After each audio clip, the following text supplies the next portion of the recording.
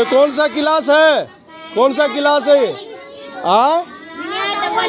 दिनियात अव्वल अलिफ यानी टू क्लास है, दूसरा क्लास, इंग्लिश मीडियम से दूसरा क्लास।